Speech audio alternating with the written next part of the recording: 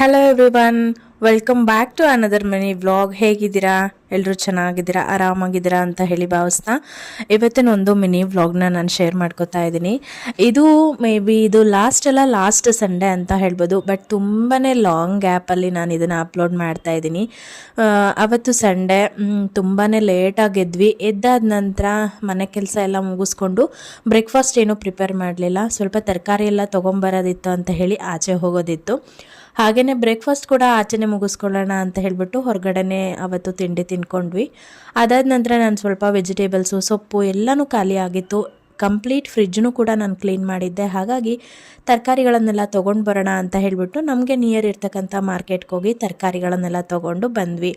Sunday ಆಗಿರೋದ್ರಿಂದ ಸ್ವಲ್ಪ ಲೇಸಿಯಾಗೆ startup ಮಾಡಿಕೊಂಡೆ. ಅದಾದ ನಂತರ ಮಧ್ಯಾಹ್ನಕ್ಕೆ ಸ್ವಲ್ಪ ರೈಸ್ ಬಾತ್ನು ಕೂಡ ಮಾಡಿ ತಿಂದ್ಬಿಟ್ಟು ಮತ್ತು ನಾವು ಫ್ರೆಶ್ ಅಪ್ ಎಲ್ಲ ಆಗಿ ಸಂಡೇ ಕೆಲಸಗಳನ್ನೆಲ್ಲ ಕಂಪ್ಲೀಟಾಗಿ ಮುಗಿಸ್ಕೊಂಡ್ವಿ. ಅದಾದಮೇಲೆ ಸಂಜೆ ನಾವು ಒಂದು ಬರ್ಡೇ ಪಾರ್ಟಿಗೆ ಹೋಗೋದಿತ್ತು. ಅವರು ಕೂಡ ಒಬ್ಬ ಯೂಟ್ಯೂಬರೇ. ಅವರ ಮಗನ ಬರ್ಡೇ ಪಾರ್ಟಿಗೆ ನಮಗೆ ಇನ್ವೈಟ್ ಮಾಡಿದರು. ಸೊ ಹಾಗಾಗಿ ಅಲ್ಲಿಗೂ ಕೂಡ ಹೋಗೋದು ಪ್ಲ್ಯಾನ್ ಕೂಡ ಮಾಡಿದ್ವಿ. ಈ ಬರ್ಡೇ ಪಾರ್ಟಿಗಳಿಗೆಲ್ಲ ಹೋಗಬೇಕು ಅಂತ ಹೇಳಿದ್ರೆ ಮೇಯ್ನಾಗಿ ನನಗೆ ಔಟ್ಫಿಟ್ದ ಚಿಂತೆ ಆಗುತ್ತೆ.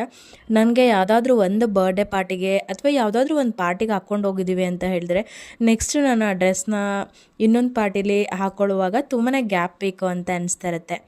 ಸೊ ಹಾಗೆ ಇವತ್ತಿನ ಔಟ್ಫಿಟ್ ಕೂಡ ನಾನು ಬ್ಲ್ಯಾಕ್ ಚೂಸ್ ಮಾಡಿದೆ. ಬಿಕಾಸ್ ಪಾರ್ಟಿಗಳಿಗೆಲ್ಲ ಡಾರ್ಕ್ ಕಲರ್ಸ್ ಡ್ರೆಸ್ಸಸ್ಸು ತುಂಬಾ ಸೂಟ್ ಆಗುತ್ತೆ. ಹಾಗಾಗಿ ನಾನು ಸ್ವಲ್ಪ ಬ್ಲ್ಯಾಕ್ ಕಲರ್ನ ಚೂಸ್ ಮಾಡಿಕೊಂಡೆ.